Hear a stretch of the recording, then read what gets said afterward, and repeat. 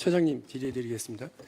우리 국민의힘이나 일부 언론에서는 이번에 대법원장 후보자 낙마 이후에 이제 민주당의 이재명 방탄이라고 하는 음모론 혹은 민주당의 책임론 이런 거 주장하는데 들어보셨죠?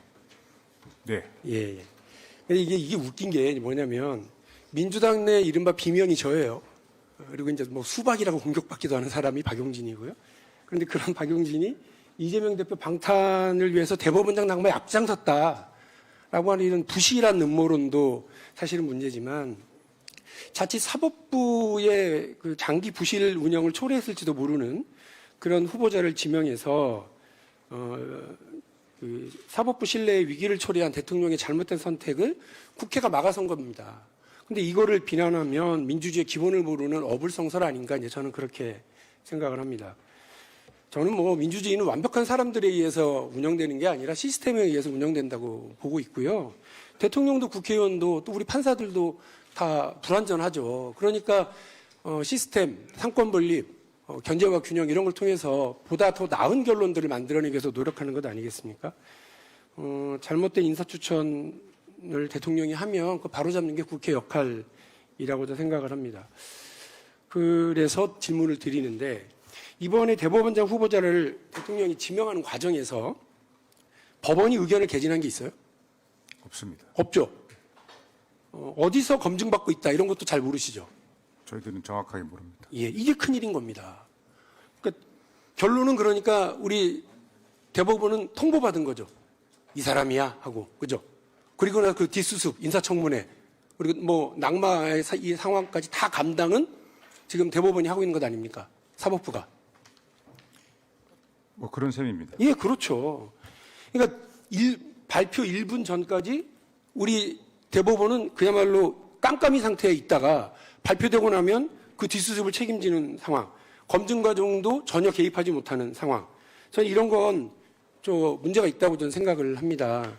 그래서 뭐 낙마 책임은 그래서 그 일방적으로 통보받은 대법원에게도 있는 것도 아니고요. 또 면밀히 검증해서 국회 책임을 다한 우리 국회에 있는 것도 아니고 저는 그야말로 뭐 검증단을 가지고 있다고 하는 법무부 그리고 법무부 장관 그리고 지명한 대통령 이쪽에 있는 것 아니냐 이렇게 생각을 합니다.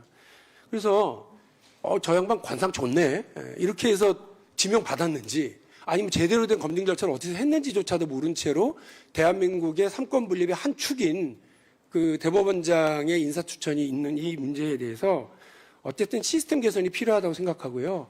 느끼고 계신 게 많을 거라고 봅니다. 그 부분에 대해서 그 종합국감 때까지 이런 제도 개선은 어떨까? 현행 법 체계를 바꾸지 않더라도 혹은 법 체계를 바꾸게 되면 어떤 것들이 좀 필요한지 의견을 좀 제출해 주시면 고맙겠습니다.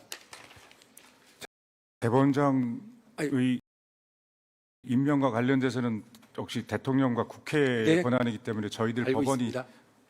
그러나 이제 의견 제출을 사전에 할 수 있도록 하는 이런 정도의 제도 개선 정도의 의견 제출을 좀 해주시면 감사하겠다는 거고요. PPT를 좀 봐주십시오. 다른 얘기입니다. 2019년 6월에 서울교육청 감사를 통해서 강남중앙침례교회가 부설 강남 유치원의 비리가 적발됐습니다. 이 사건은 10년 동안 특성화 교육비 잉여금으로 비자금을 형성해서 유치원 교육과는 상관없는 곳에 사용했던 횡령 사건입니다.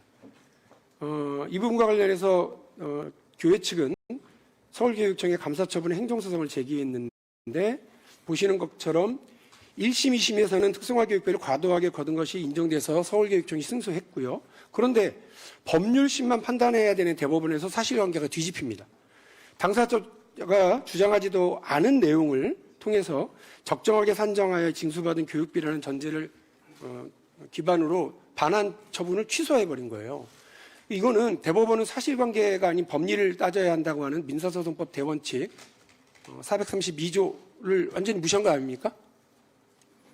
어제 저녁에 우리 위원님이 이 문제에 대해 관심 있다는 걸 저희 받고 저녁 늦게 이제 관련 판결문과 봐가지고 빠르신 애기 때문에 정확한지 모르겠습니다만 제가 지금까지 파악한 바에 하면 의원님 지금 말씀하시는 견해와 달리 1심에서 하급심에서 했던 사실관계는 기초로 하되 법률적 평가를 달리하는 것이 아닌가라는 생각을 갖고 있습니다. 그거는 틀리신 말씀인 것 같고요. 1심, 2심에서 확인했었던 내용을 완전히 뒤집어 버렸잖아요. 제가 분명히 말씀드리지만 판결문을 보여드렸고요. 이게 제가 발의했고 국회에서 통과시켰던 어떤 유치원 3법은 이전과 다르게 교비 횡령을 아주 무겁게 처벌할 수 있게 돼 있어요. 그런데 이 판례로 모든 사법 유치원이 앞으로 과도하게 교비를 걷고 목적 외에 사용해도 제재할 수 없는 그런 구멍이 생긴 거예요. 아니 국회에서 좋은 법을 만들면 뭐합니까? 정부에서는 시행령으로 다 뒤엎어버리고 사법부에서는 판례로 이렇게 엎어버리는데 우리 국민들의 바람은 다 어디로 가냔 말이에요. 사실상 유치원 3법 무력화 판결이고 국회 무시 상황이다 이렇게 생각이 됩니다.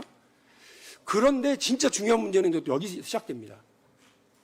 강남 유치원 비리 사건의 주요 인물인 강남중앙침례교회 피영민 목사, 이분은 한국기독교화해중재원이라고 하는 단체의 설립자고 이사장입니다. 근데 공교롭게도 한국기독교화해중재원 10주년 감사 예배에 이번 강남 유치원 판결의 재판장이었던 안철상 대법원장 권한대행이 가서 축사를 하고 옵니다. 원고 측 주요 인물과 재판장이 친밀한 교류가 있었다고 확인할 수 있는 지점이기도 하고 다양한 친분 관계에 알고 있었을 가능성 충분히 지금 확인하고 있습니다. 그런데 대법원 공직자윤리위원회 권고 의견 제9호에는 이런 경우에는 재배당을 요구하거나 적극적으로 회피하는 것이 바람직하다고 되어 있습니다. 이거 알고 계시죠, 처장님? 예, 지금 말씀하신 그 원칙 자체는 저희 네. 그 당연히 안철상 대법관도 이 재판에서 회피를 했어야 되는 것 아니냐는 건데 문제는 대법원이 제출한 자료를 보면 지난 6년간 신청 1035건 중에 단 한 건도 이렇게 인용된 적이 없습니다. 그래서 안철상 대법관이 강남 유치원 재판에 회피 신청을 했는지 오후에 확인해서 답변 주시고요. 그리고 피영민 목사와는 그리고 이 중재원과는 어떤 관계였는지도 확인해서 저희한테 좀 알려주십시오. 기독교화해 중재원의 법조인 대부분이 지금 보시는 것처럼 김영남, 박재윤, 김상원 전직 대법관들을 비롯해서 전직 판사들입니다. 그러니까 아무래도 우리법 연구회, 민사판례 연구회 이런 법조인들의 모임이 국민들의 사법 신뢰에 악영향을 미치고 있다 이런 우려들이 있다는 거 아실 거고요. 법관들이 종교, 지연, 학연으로 모여서 그 자체가 국민들에게 부적절한 사법 불신을 쌓고 있으면 문제다. 교회를 매개로 네트워크 만들고 인맥 쌓고 영향력 붙여서 사법 짬짬이 하는 건 아니다라고 하는 국민적 우려와 불신 만들고 있는 것이 아니라면 아까 제가 요구했었던 자료들 다 제출해 주시고 오후에 우리 안 대법관, 우리 지금 권한대행에게도 관련 사항을 파악해서 알려주십시오. 제가 아까 사적으로 물어봤더니 알고 있다고 하셨습니다. 어디까지 관계를 맺고 있는지도 분명하게 확인해 주시면 고맙겠습니다. 네, 정리해 주십시오. 예, 지금 의원님 처음 제기하신 문제이기 때문에 저희도 상황해서 또 안 대법관님이랑 여쭤보겠습니다.